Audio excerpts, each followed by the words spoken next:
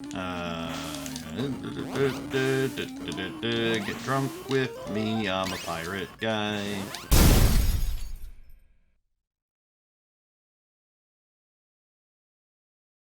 Hi, welcome back to the Spamless Gamer. Today we are playing 4 games for the NES in the order they came out in. We are playing Klax, we are playing Miss Pac-Man, we are playing RBI Baseball, and Skull and Crossbones. And our first game today is Klax, which came out in 1990, and the box art here just has a unlicensed Tengen type game. Klax with a hand in the midst of being broken. Klax. So you've got quick hands. How fast is your brain? For 1 or 2 players, Klax makes you fast and think faster. Catch colored tiles coming down the conveyor belt. Score big points by arranging them in 3 colored stacks of 3, vertically, horizontally, or diagonally. A tic-tac-tile game, if you will. Sounds easy. It is, until the tiles come tumbling so fast, you'll go nuts trying to catch them all, while figuring out where the best to stack them before you run out of room. No matter how tough it gets, the hardest part is pulling yourself away from this fun, fast, and totally addictive game. So this was a follow-up to Tetris in the arcades for Atari, because they were tangled in a legal dispute with Tetris. So this is kind of a puzzly follow-up to that. At least the arcade one was. And let's get into the game. Klax. It is the 90s, and there's time for Klax. What kind of opening? Okay.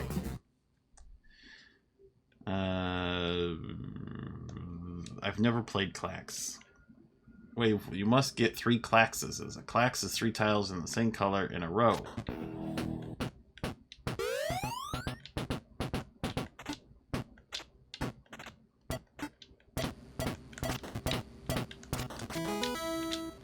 I got a Klax.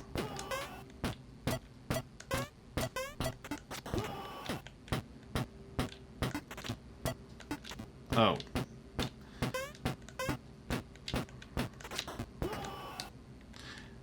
Okay. I really don't know what I'm doing.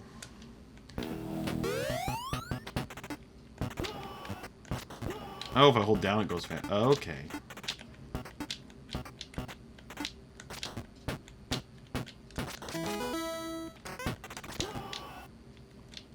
Oh, I'm not so good at this.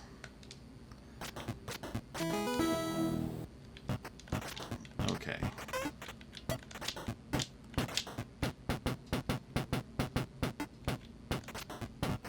Okay.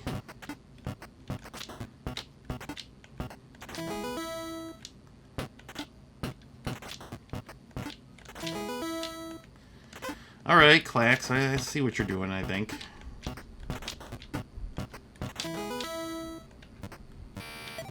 I got bonus points. Wave 2. The paddle can hold up to 5 tiles. Shit.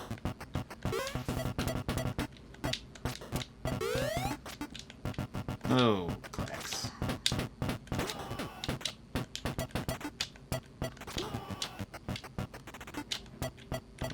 Right there. Right there.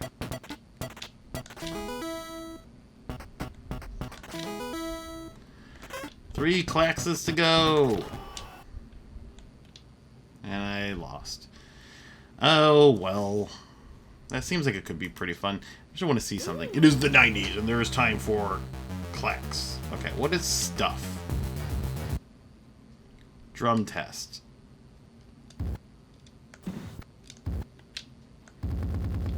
What? It's some weird hidden version of, like, Pong? The heck is going on here? Okay.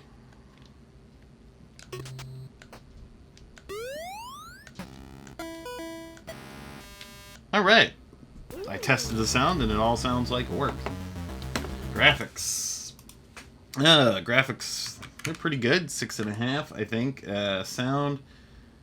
3.5. I just wasn't a lot going on sound-wise. Music. 4.5. Story.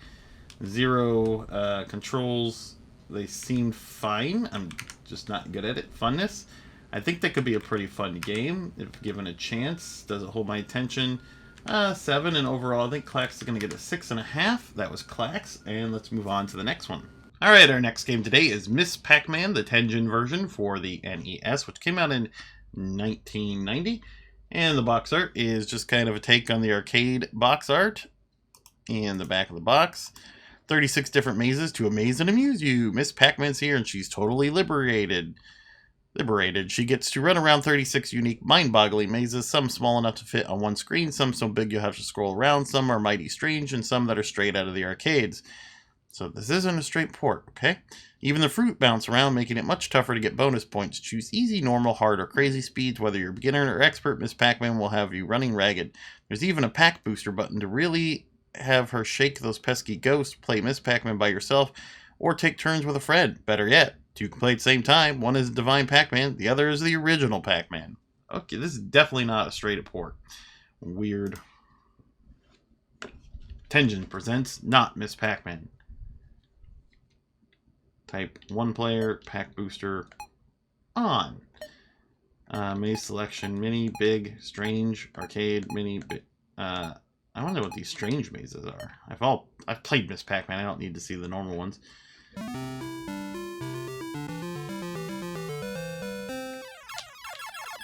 Yep, that is a strange maze. I can eat? Really? Okay. Pack boost! So it's just made up of graphical glitches? Is that what strange means? Okay. Maybe I shouldn't have picked strange. That was just a little weird. Let's do that and change it to mini. Oh, look, it's a mini maze. It all fits on one screen.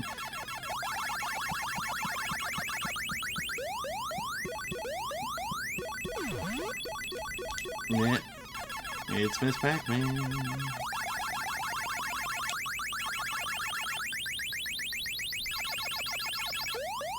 It's weird they went for this kind of scrolling thing instead of having it kind of all on one screen on the left like other ports, or of the official Namco Pac-Man port anyway. Alright, so let's try one more thing. Let's just do straight up arcade. Yeah, I think the graphical glitches are caused by the emulation, perhaps. I don't know that the game actually is supposed to look like this. Am I really supposed to eat the letters on the screen? It's very weird. But I'm going to rate it based on what I'm seeing here. Okay, graphics. They're weird, they're glitchy, and they don't seem to work too well. So we're going to give that a 3. And sound, the sound is accurate to the arcade, so we'll give that a 9. Music, again, it's pretty accurate to the arcade, but it's just that kind of one music, so we'll give that a 7. Story, it's Miss Pac-Man. Controls, they're fine. They nailed the Pac-Man controls. Funness, I think I'd rather play a straight port that was better made, so I'm going to give that a 3.5. Does it hold my attention?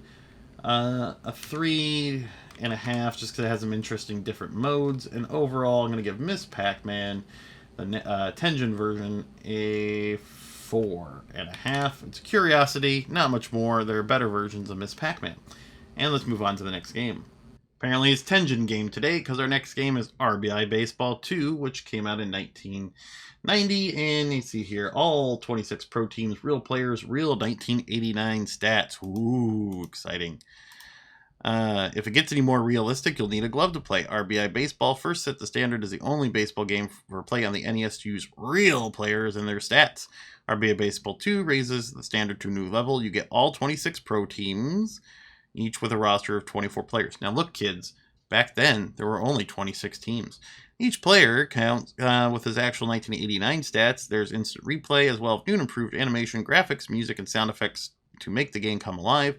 As manager, you get the designated hitter rule, switch hitting, and your own lineup of starters and subs. It's so great, it's approved by Major League Baseball's Player Association. Cool, let's play it. Tengen presents. Continue. Options. One player. Let's pick Cleveland. Oh, that was back before the reorganization. Oh, the leagues. Weird. So we're going to be Cleveland. And we'll take on... I'm guessing that's the Cubs. Yeah, that looks fine. Line up. Oh, I don't know the 89 team. I don't think they were very good.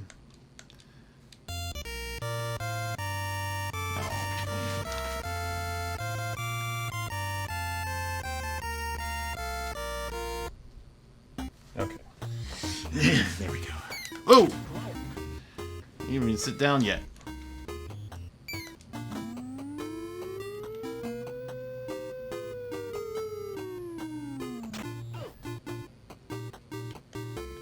Okay. Streak!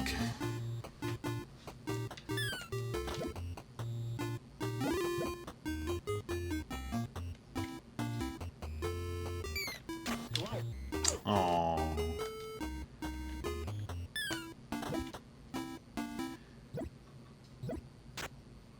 And a very slowly developing play. RBI has a lot of fond memories for people. Not for me so much. I find it to be slow. Like, I think this would be fine if it was just... everything's just kind of slow. Now I'm pitching. Oh, no, no, no!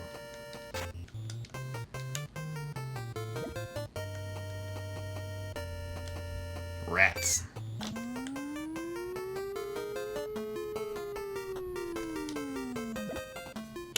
Okay, well, I suck at that.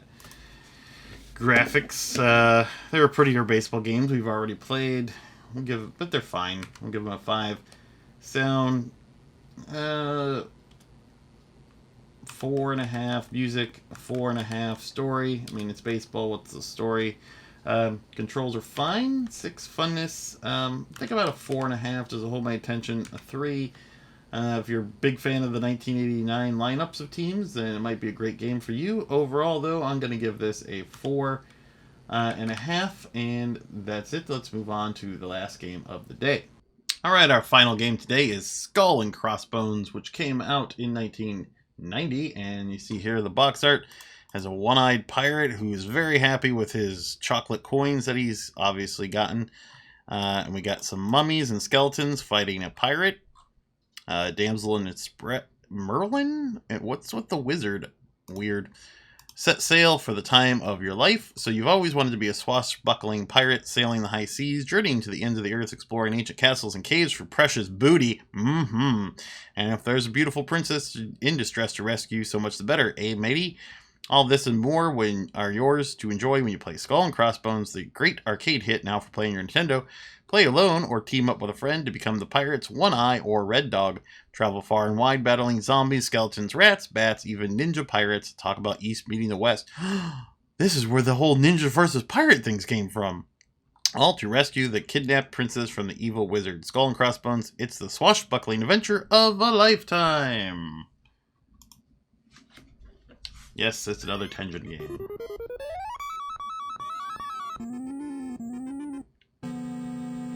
At a time long before ours, there were only two pirates, I think there were more than 2, who entered the Forbidden Land. They went there to steal the wizard's magical power. What a weird story. It was told that the wizard enslaved a princess and something about ninjas, right?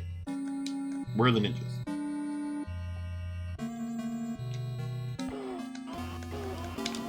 Oh, why is there a mummy?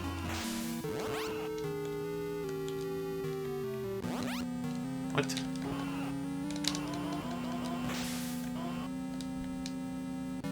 What am I looking at here? What?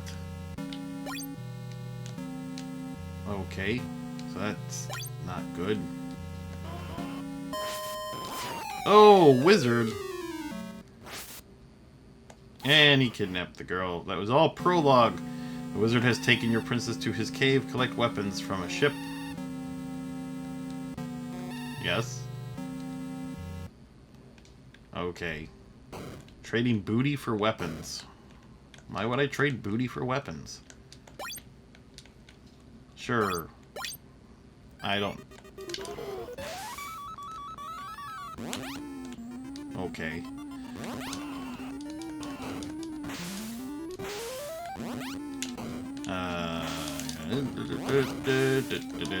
Get drunk with me, I'm a pirate guy.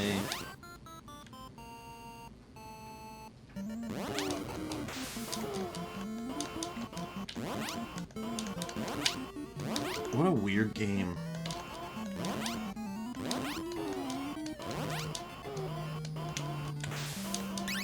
And Nintendo. Don't need a blood code for this one, do ya? Those other pirates just bleed all over the place. And again, it's Tengen game, so it's probably unlicensed. I don't know.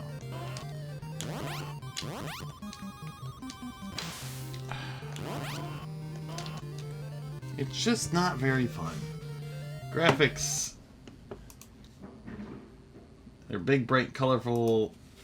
I'd give them a 5. Sound, 3.5. Music, 3. Story, can give you a 7 there. Controls, they're not that great. 4. Funness, a 4. Doesn't hold my attention, a 3.5. And overall, Skull and Crossbones gets a 3.5. And that's it. Please like, subscribe, check me on Patreon, and we will see you next game.